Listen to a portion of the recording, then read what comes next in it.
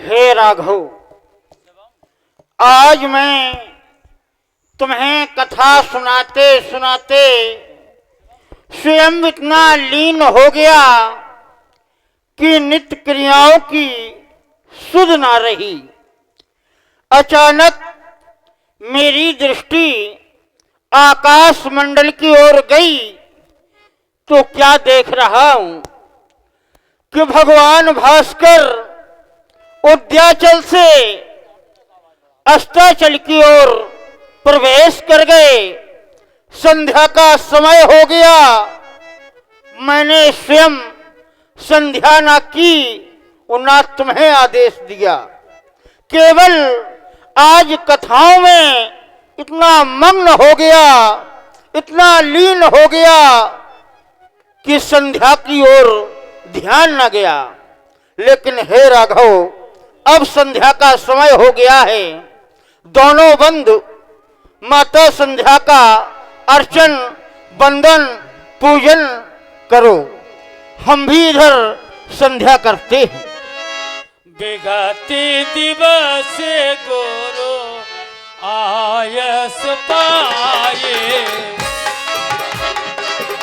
बिगते दिवस गुरु आयस पाए, संध्या करने चले दो भाई, संध्या करने चले दो भाई।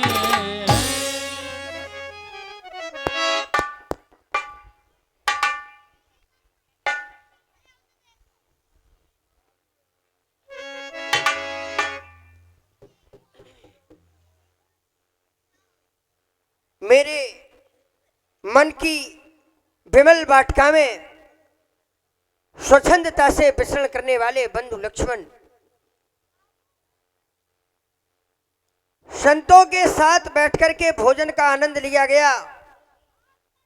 कर भोजन मुनिवर विज्ञानी, और लगे कहन कछु कथा पुरानी। भोजन के पश्चात सुंदर सी कथाओं से आनंदित किया गया। मेरे मन में एक बात आई,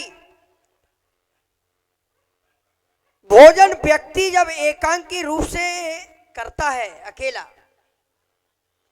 भोजन के व्यंजन बहुत हो सकते हैं, स्वादिष्ट हो सकता है, किंतु आह्लादित नहीं हो सकता है। सामूहिक रूप से व्यक्ति जब भोजन करता है तो रूखा सूखा भोजन भी इतना आह्लादित लगता है। कभी कभी लोग बातों बातों में इच्छा से अत्यधिक भोजन कर लेते हैं और पता भी नहीं चलता। और ये हमने जो भोजन किया है, ये साधारण व्यक्तियों के बीच में नहीं, बल्कि 88,000 ऋषि मंडली के बीच में। तो वो भोजन हमारे लिए भोजन नहीं, वो महाप्रसादी जिसे हमने ग्रहण की। और अब जब वो महाप्रसादी का पान किया, असर हुआ, जैसा खाओगे अन्न वैसा बनेगा मन। तो सुंदर सी कथाएं सुनाई गई। मैंने विचार किया, लोग कहीं कहीं कहने लगते हैं कपोल कल्पित ये एक लोकत्ति आ जाती है, खा के सो जाइए और मार के भाग जाइए। लेकिन ना, ये धर्मशास्त्र संकेत क्या दे रहे हैं, मानव जीवन किस तरह से जीना चाहिए, एक एक कदम पर एक एक ढंग इन धर्मशास्त्रों में दर्शाया गया है। खा के सोना नहीं चाहिए, बल्कि खा के साधु सत्संग या हरि कथाओं का आनंद किया जाना चाहिए अपने आप को। क्योंकि कर भोजन मुनिवर विज्ञानी, और लगे कहन कछु कथा पुरानी।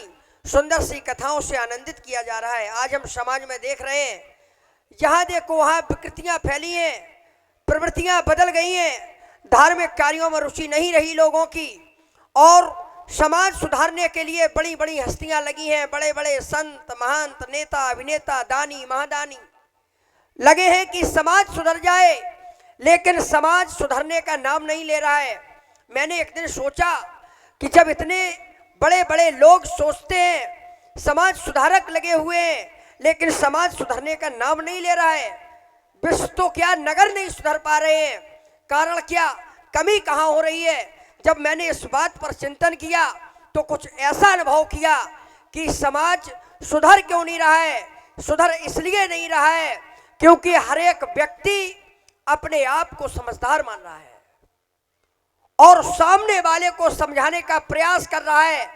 जब तक ऐसा क्रम चलता रहेगा, हर एक व्यक्ति अपने आप को समझदार समझता रहेगा, सामने वाले को समझाता रहेगा, तो विश्व, नगर, क्षेत्र, परिक्षेत्र क्या घर नहीं सुधर पाएगा। अब ये सुधरेगा कैसे? इतने प्रयास किया जा रहा है लेकिन सुधर नहीं रहा है। मैंने चिंतन किया कि एक छोटे से छोटे सूक्ष्म प्रयास से ये समाज सुधर सकता है। अब वो प्रयास क्या है? प्रयास केवल इतना सा है कि हर एक व्यक्ति दूसरे को न समझा करके केवल अपने आप में समझदारी रख ले, अपने आप को समझा ले, और जब हर एक व्यक्ति अपने आप को समझाएगा तो गृह, नगर, क्षेत्र, परिक्षेत्र क्या, मेरा मानना है कि ये संपूर्ण विश्व सुधर जाएगा, संपूर्ण विश्व समझ जाएगा। इसी भावनाओं को लेकर घर के बुजुर्गों को चाहिए कि भोजन के पश्चात कुछ समय के लिए अपने पुत्र पुत्रों को अगर संस्कारवान बनाना चाहते हो तो एक घड़ी, आधी घड़ी, आदि उमह पुनियाद और तुलसी संगति साधु की हरि कोट अपराध, हरि चिताएं, हरि भजन करना चाहिए। और यही क्रम हमारे साथ चल भी रहा है। भोजन के बाद क्रम आया भजन का, संध्या करण चले दो भाई, भजन का संकेत मिला। अब देखिए एक विशेष बात, भोजन और भजन ये दो शब्द हैं और ये दोनों शब्द हिंदी वर्णमाला के एक ही व्यंजनों से निर्मित हैं। का से लेकर ज्ञा तक ये व्यंजन होते हैं। इसमें भा, जा और ना ये तीन शब्दों को, अक्षरों को मिला करके एक शब्द का निर्माण किया, भोजन, और दूसरे का भजन। अंतर क्या है? भोजन शब्द जब हम लिखते हैं तो भा शब्द में, भा अक्षर में ओ की मात्रा लगाई जाती है। मानो भोजन में ओ की मात्रा ये मानव जाति के लिए संदेश दे रही है, ये सीख दे रही है कि भोजन जब भी करो तो मात्रा में रह करके करना चाहिए। मात्रा से अधिक अगर भोजन कर लोगे तो नुकसानदायक हो जाएगा, कुपच हो जाएगा, बीमारी से ग्रसित हो जाओगे। और भजन में मात्रा का ना होना ये बता रहा है कि भजन जितना भी करो उतना लाभदायक, उतना कल्याणकारी। भजन की कोई मात्रा नहीं होती है, भजन का कोई निश्चित समय नहीं होता है। चलते फिरते, सोते जगते, बन पड़े तो आठों याम कहो, पूर्ण परमानंद मिलेगा, प्रेम से प्रभु का नाम कहो। ऐसी धारणा को धारण करते हुए लक्ष्मण आए, संध्योपासन में अपने आप को लौलीन किया जाए। श्याम रंग साड़ी धारण करके हम भक्तों के मन को मोह लेने वाली माँ संध्या का ये सुहावना स्वरूप कितना शोभनीय लग रहा है। माँ, बड़े बड़े संत ऋषि मुनियों ने आपकी साधना को, साधना बड़ा मुश्किल हो गया है। हम क्षत्रिय बालकों से कोई भूल हो जाए, भूल से भी अगर भूल हो तो मेरी भूल को भुलाकर मुझ पर कृपा करना माते, मुझ पर दया करना, मुझ पर कृपा करना। संध्या के विषय में लक्ष्मण हम तुम्हें क्या बताएं, गुरुदेव के द्वारा सब कुछ बता दिया गया है। और अगर इस समय हम संध्या वर्णन करते हैं तो ये अनुचित हम समझते हैं, क्योंकि ये संध्या बंधन का समय है। संध्या वर्णन नहीं करना चाहिए, कितने प्रकार की, कब क्या, ये सारी चीजें हमें पता है, तुम्हें भी पता है। तो संध्या वर्णन न करते हुए आए संध्या वंदन किया जाए।